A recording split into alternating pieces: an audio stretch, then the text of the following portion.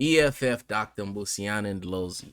Ramaphosa is suffering a mental condition. That's a wild title, bruh. And that's a crazy thing to say about the president, if you ask me. Drop a like, leave a comment, subscribe. Let's see what he had to say, bruh. Thank you very much, and revolutionary regards to the leadership in the Progressive Caucus. By the way, I just got home from work. You might hear a little background noise. The kids are up eating. You know, just got in from work. The presidency is responsible for 8 functions, 11 task teams, and 6 SOEs. And it is here to ask for money. Deputy President, when you spoke last Friday, Floyd Shibambo, you characterized the sitting president as being a candidate for an award in fiction, best fiction in literary sciences. But you see, it doesn't look like you were heard about what you were diagnosing. I think we must have to upgrade the diagnosis and borrow from the ideological toolkit of Frantz Fanon.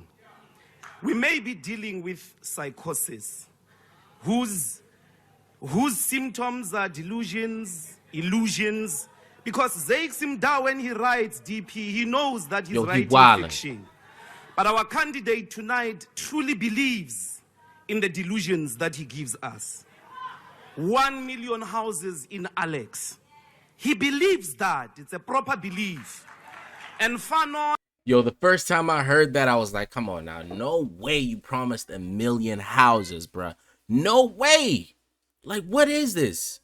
Teaches us about cognitive dissonance. That when you tell such a person who suffers from these symptoms the truth, they hold on so much to their core belief, they become agitated, uncomfortable.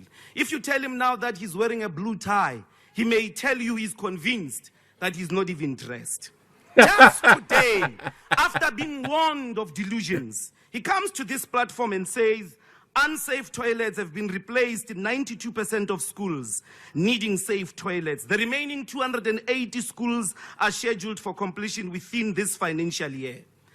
But the report of the Basic Education Department titled Education Facility Management System Report, published 3 July 2024, says there are 1,770 pit toilets, schools with pit toilets.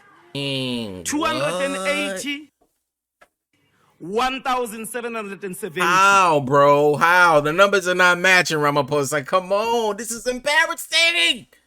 This is not a candidate of fiction.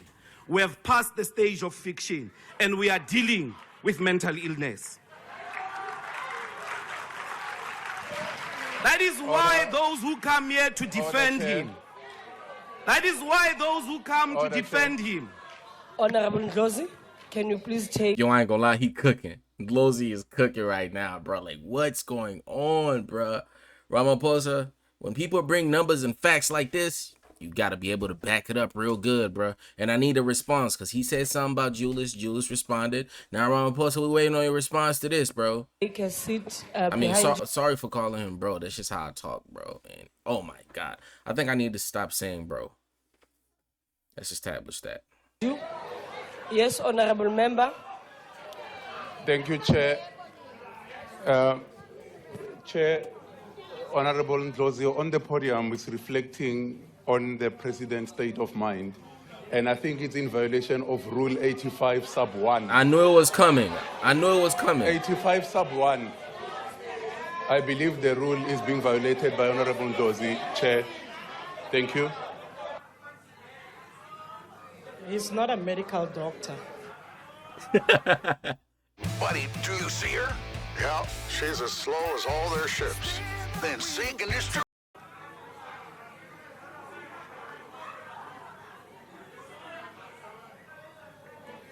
Thank you, honorable member.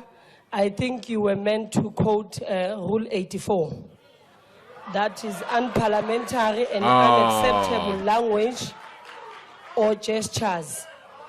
And also, no member may use offensive, abusive, insulting, disrespectful, unbecoming, and unparliamentary words or language, nor offensive or unbecoming or threatening gestures. So, Honorable Ndlozi, please, when you take the podium, can you refrain from doing so? And He didn't say nothing too crazy, man. He ain't say nothing crazy, did he? please withdraw that. With respect, Chair, what must I withdraw? Withdraw calling the Point of president. order. Point of order. Honorable Shibam. I'm sure, House Chair, with time you'll begin to appreciate some of the precedence issues on the rulings of this House. We had a contention in the 5th Parliament where they were... Can you get closer to the mic because I can't hear you? You can sit, it's fine. And I want to talk to you standing up. We have got precedents in this House where a word schizophrenia was utilized to characterize a member of Parliament. After a process of the Rules Committee and proper interpretation, even legal advice, it was concluded that such is a permissible word. And that exactly describes what Commissioner Mbuyiseni is talking about now, of delusions, of illusions, of imaginary articulations that were made by someone here. And there is absolutely nothing wrong because precedence already has been set in terms of that ruling. So please don't do what you are doing now of saying you must withdraw because that is not consistent with the rules of this National Assembly. So your ruling is conclusively wrong. And you will realize when we then later on induct you in the Rules Committee of how these questions are handled. So please, let's allow the Speaker to proceed to characterize the phenomenon that we're dealing with. Hey. Thank you very much. Hey, okay, Ndlozi. Thank you, Honorable Shibambu. You hearing Shivambu Honorable talking for you, Ndlozi, as I had said, that please refrain from using such insultive words. Oh, she's from standing the on podium. business. You may continue, but we will consult Hansard and later come back with the finding. Thank you. Other cognitive dissonance and psychosis candidates, they are mere candidates at this stage. Honorable Honorable Ndlozi, Kumbuzo. can you please take your seat again? There's another hand. Oh my God. Can we move on? Yes, Honorable Member. Chairperson, I insist with respect to Rule 84. Oh, that bro, you didn't even Honorable say the right Dr. rules. Ndlozi must withdraw because he insulted the president, His Excellency. Listen, Come on now. No, he Chair, didn't, bro. can I- Honorable members, I can't now hear the point of order because you are drowning a member that have given a privilege to speak now. Please. No, I'm arguing, Chair, that the honorable member Ndlozi must withdraw. He is insulting the president to say that psychosis it has to do with the effect of the mind. So, yeah, it's a mental illness that is not allowed, Honorable Chair, and it's parliamentary. Thank you, Honorable Member, but I have made my ruling that will consult Hansard and a considered ruling will be made. I like thereafter. her. She Thank fair. you. Continue, Honorable Ndlozi. Other fair. candidates of this mental phenomena is Honorable Kumbuzo, a admitted CR17 funds beneficiary, implicated in the Zondo report on Denel, and a Palaburam local municipality. Perhaps you might want to consult with Honorable Tembi on the VBS question. She may educate you because she was a mayor when the funds were deposited of Polokwane local municipality to the bank. What was the purpose of building that bank? The president also says a lot about jobs, but the fact of the matter is in 2019 when you were sworn in, there were 16.3 million employed people. Today, there are 16.7 million people. The difference is about 400,000, not 2 million. Not 2 million. So even the numbers seem not to be correlating. Bro, how many times are the numbers now go? This is like the second time, right? Dang, bro. The reality is there is no solution that is envisaged from the political and economic strategies of the current government, because it does not centralize industrialization in macroeconomic planning, the development of the productive forces. The chronic problem of unemployment is only going to be resolved by a country that produces the things that it consumes. And therefore, you've got to centralize industrialization, which at the moment it's not happening. For an example, the public procurement bill does not align at all with industrialization. There is no mention of leveraging state procurement budget direct to reindustrialization. Instead, the bill seeks to place measures to address professional ethics, pricing issues, accountability, and transparency. You should use your buying capacity as the state to buy locally manufactured goods. Just from your procurement budget alone, that is not there. The Black Industrialist Program is actually the greatest and tragic joke on black people. In 2022, we received a report that there was an allocation of 36 billion rands for 1,000 black industrialists. If you take these figures at a nominal value, you are looking at 37 million rands per so-called black industrialist. Ford invested 12 billion, of which 4.5 was a government incentive test scheme benefit. To construct the Silverton plant in Pretoria, Toyota received 2.6 billion. 2.6 billion. And black people are expected to industrialize with 37 million. You see the joke there.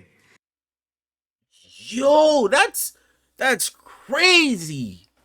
Ramaphosa, bro, what is going on, Mr. President?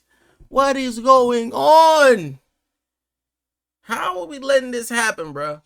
We be ripping ourselves off and then being cheap with ourselves, and then the Asians and all these other people, all these companies that are not from here, we be giving them the best deals and then treating our own people like, I don't get it. The IDC was at the center of apartheid state-led development. It not only was creating companies like Sasol. Look at the industrial scale of Sasol. Perhaps there is a lack of understanding of what true industry is. The IDC was at the center of the creation of Sasol, was at the center of the creation and growth of ISCO. But since 1994, show me a single industry that the IDC started with the scale of ISCO, with the scale of Sasol.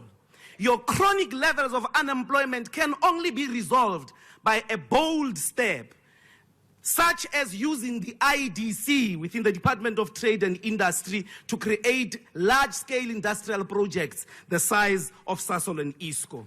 But also, when you're talking about investments and markets, the BRICS countries are where you should go. Your relationship with the West has been the most crippling economically. Oh, the yeah. West Facts. Ooh, he ain't lying. only wants your minerals. The Uh-huh. West only wants you to consume its finished products. Talk to Even them. the market, consumer market of over 1.2 billion people in the continent of Africa, they still get products from their former colonizers. But China is the one that is developing. In the last 20 years, they are responsible for large-scale infrastructure projects across the world. They are the ones that are building the biggest, most sophisticated infrastructure projects than anyone else. So if you want to industrialize, you've got to look to the BRICS countries. You've got to go to China and literally request build, operate, and transfer projects. So if you want to build a train from Durban to Musina, Mr. President, perhaps you do not enter into the delusion of repeating the same thing that you've been doing over the last 30 years as the ANC. Go to China. The people of China will build a speed train in less than a year, and then it will occur from Durban to Musina. The industrialization project must also be at the center of the competition. How does Ndlozi know they'll do it within a year, though? You know what I'm saying? Can they? Where you getting this info from? Laws. For an example, competition laws are not the instrument of transformation. Even when they are in place, price fixing, collusion, market power abuse, price discrimination, and monopoly industries continue. When the Competition Commission makes findings, the Finance Minister has the power to overrule them. When the Competition Commission identified that the private sector health market was abusing its power through price fixing and monopolization, nothing happened to them. That tells you the power of these industries. If you want to heal, Mr. President, from this emerging mental condition within the GNU, perhaps you must come back tomorrow with a concrete admission that business cannot be usual. Otherwise, we will interrogate and scrutinize the state of your mind to the end. Thank you very much. Ndlozi, Dr. Ndlozi. Oh my God. Oh my God. Oh my God.